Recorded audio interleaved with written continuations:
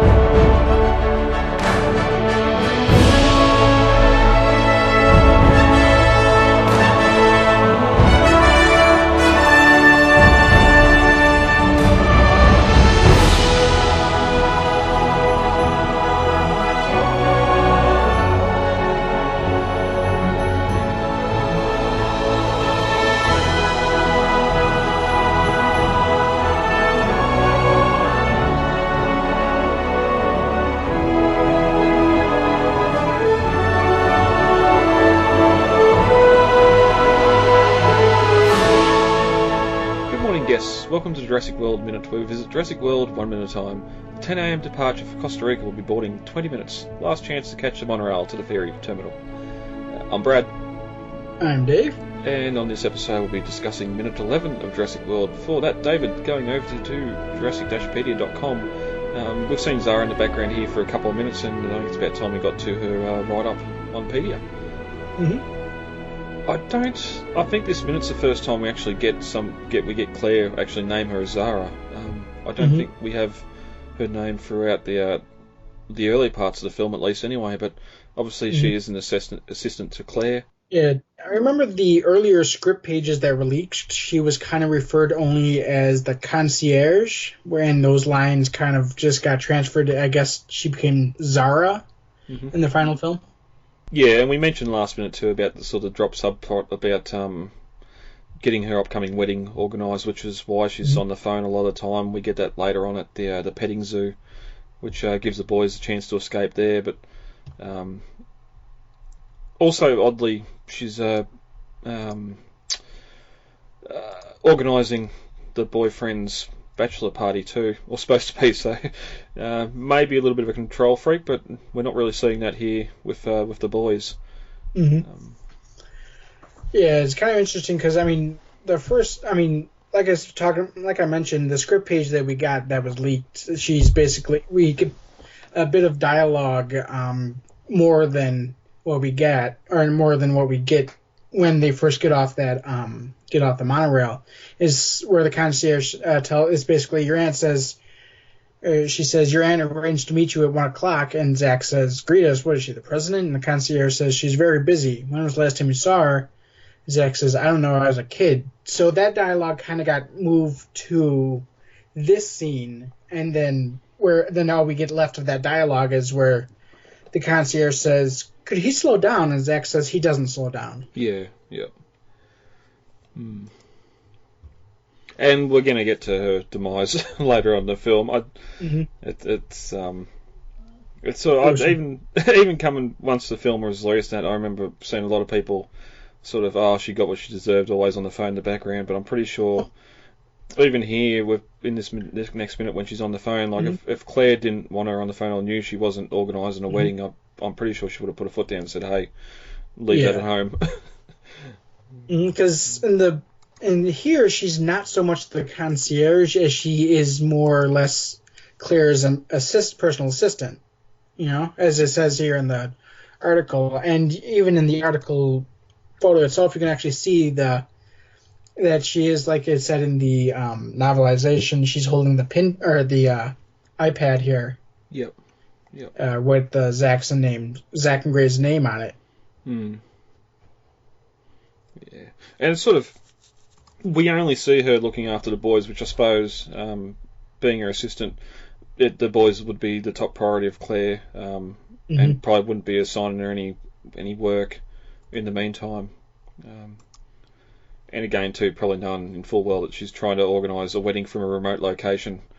Yeah. But we do get kind of offside remarks with Zara about her planning her wedding. Like, You do hear her saying to her friend when she's on the phone, I don't care if he is doing a bachelor party. She mentioned something about a bachelor party at the petting zoo scene. Yeah. And then she mentioned some other things about a wedding and stuff like that throughout the movie. So it's not completely cut, but we don't get a on-the-nose mention of it. Yeah, it'll be interesting going forward into the novelisation to see what's still in there, if any of that was taken from the original script or if they just make up some stuff.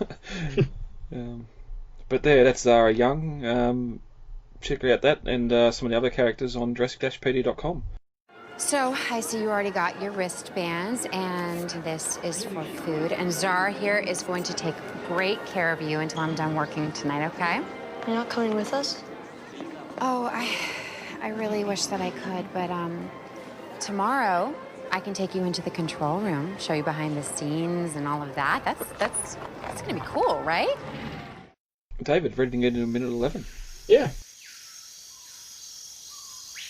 As we enter minute 10 of Jurassic World, the boys had finally met Aunt Clare, and although Gray was kind to give her a hug, Claire seemed a little bit overwhelmed. As we open on minute 11, Claire looks at Zach, goes, "Whoa, Zach, last time I seen you like," and holds a hand out, gesturing he was a small boy last time they'd met. She guesses it must have been 3 or 4 years ago, but Zach corrects her. 7 years, but, close. At the 11-second mark, she changes the subject and notices the boys have both got their wristbands on. She hands Gray an envelope for food, whether it's cash or food tokens, we don't know. At the 20-second mark, the boys realise that Aunt Claire's not going to be with them for the day, and are disappointed. But Claire has a surprise up her sleeve. A tour of the control room. That's cool, right? At the 30-second mark, she gets a beep from her phone, and realises that she needs to be somewhere else, and starts backpedaling away from the boys. She organises to meet them at 6, but Zara reminds her that she's got something else on. Then she suggests 8, and asks, "Are you going to be in bed by then? Or do you go to sleep at separate times?" At the 50-second mark, her phone beeps again, giving her the hurry up to end the conversation. She says have fun and tells Zara to take good care of him. And as the minute ends, she smiles, holds the phone up to her ear, and walks away from the boys. As we left off from last minute, after Gray hugs Claire, she says how sweet, but then looks at Zach and says, "Whoa, Zach, last time I seen you were like," and starts using her hand as the sliding scale of height. And it must have been 3 or 4 years ago, and Zach replies quickly, 7 years, but close. Being a bit of a dick. And I'm glad in the novel we'll get to later that she does acknowledge his bit of snark there. But I do think it's interesting because, as I mentioned back during when we did her introduction scene about the hair, and it's interesting because you can see even from the last scene we saw, which was probably in universe 20 minutes ago. Yeah, yep. Her hair is already starting to frizz, and it's like that slow breakdown of order going on with the hair. It's really obvious when we get the side shot, Hammond's statue in the background when she's doing the height thing.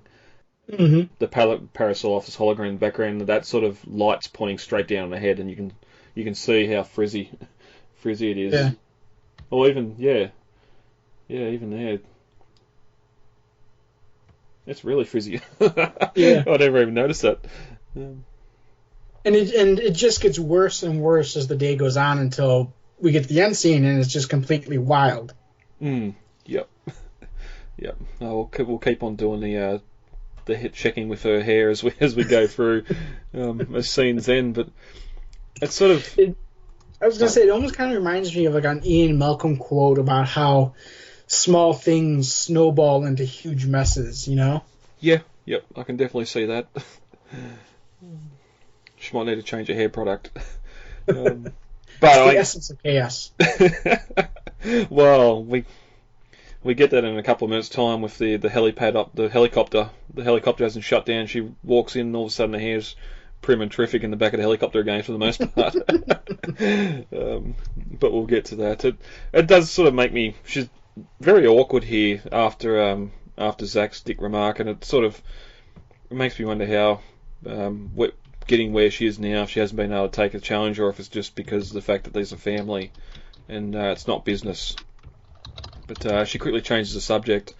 So I see you already have your wristbands, and this is for food. And she hands an envelope to Gray, which an obvious little callback to the airport where Mum gives Gray the tickets and says, "Hey, let's give these to Zach. Give them to your brother." Where here she just gives the meal tickets, the money or whatever currency here for food, gives it to Gray. And it's now when she introduces Zara. She says, "And Zara here will take good care of you until tonight, okay?" And of course Zara's on the phone, and it's sort of weird here. You could almost expect the blow a bubble from Bubblegum or something, like just out of it, paying more attention to what's happening on the phone and what's going on here. But Gray sort of looks sad here and sort of, "You're not coming with us." And Claire backpedals a bit and says she really wishes she could, but tomorrow I can take you into the control room, see how behind the scenes and all that works. That's kind of cool, right? No, she has no idea. I don't think these kids are here to see the control room. They want to get out and see the animals.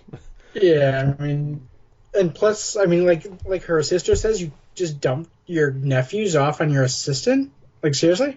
Yeah. And sort of, even as we see more going forward, her doing the rounds, like going to the control room and just doing the count and all that sort of stuff of how many people are there, and all pretty mundane, seemingly very routine stuff that she does day in, day out. And it's only really that the fact Masrani's coming that could probably pull her away from the boys. But yeah, we'll get to that in a couple of minutes' time.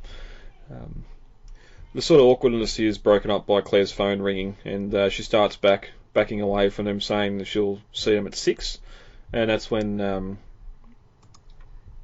the Parasaurolophus in the background just chewing its cud beside her as well, or that dopey look, like that dopey cow look on the animal. But Zara speaks up, correcting her, not fulfilling the sentence, but Claire sort of knows what she's talking about and says, "I'll see you at 8. So there's some prior arrangement there at 6 that she wasn't going to be able to meet. And then she said, "What time do you go to sleep? Or do you sleep at different times?" Or I mean, she knows like nothing about her own nephews, which is, I think, its purpose, because you're meant to feel sorry for them. You know, I mean, you're meant to feel like, "Oh, this person's not very nice right now." You know. Well, I think it's just kids in general, just not knowing if two children, or a child and a teenager, go to bed at the same time, or anything like that. She obviously doesn't check out any of the stuff happening over at the Hilton. There's no, there must be any statistics on when people go to bed, check in for the night, or anything like that. She writes down. But yeah, Zach and Gray just stare at each other. And I'm sure everyone's got a relative, an aunt, an uncle, or someone like that just they never had kids or something, which I think that makes sense. I think you can have an aunt and uncle without children, and they just have no idea. But that's when her phone rings again, and she says, "It's okay, have fun." And she looks at Zara and says, "Take very good care of them." And as a minute in, she walks, puts the phone up to her ear, and walks through that hologram, and says hello on the phone. And I know, lastly here, I know there's been a lot of criticism of her role in the Lego Jurassic World game, being a bit ditzy and clumsy and all that, but from what I've seen of her on screen now, there's some similarities there. Maybe not to the extreme of the Lego Jurassic World game, but she hasn't painted herself in a good light so far. No. But then I suppose it points out too the fact that before we're going to find out next minute that she closed the deal with the VIPs for the Verizon deal, so she is good at what she does business wise, but not so much here. Looking at the novel, we pretty much get the same dialogue about Zach's height, but after he says 7 years but close, Claire thinks to herself, "Ouch!" So she acknowledges the the attitude there, and she hands a food envelope to what have I done here? Hands the food envelope. Sorry, she hands a food envelope to Zach, so a little bit different there. As Claire is rambling on about the boys going to sleep at different times, she looks down at her phone. At the same time in the film it rings, but this time in the novel she's actually getting a text message which reads "boss incoming" or "boss coming." So in the movie she gets a phone call, but in the novel she's actually being told via text that Masrani's inbound, which would make sense if that's something that's going to split them up here and not have her hang around with the boys any longer. The fact that Masrani's coming. And I think it kind of makes sense for them to do it the way they did in the movie, just because it's interesting that, it kind of keeps the surprise, you know? It kind of keeps the surprise. Oh, why is she leaving? Why is she doing this? Oh, don't be like that. And it's like, oh, she's going to see her boss, you know? Yep. But the end dialogue here is the same as well, but as she walks away, she's not on her phone, so again, she only got that text message that the boss is coming, and that's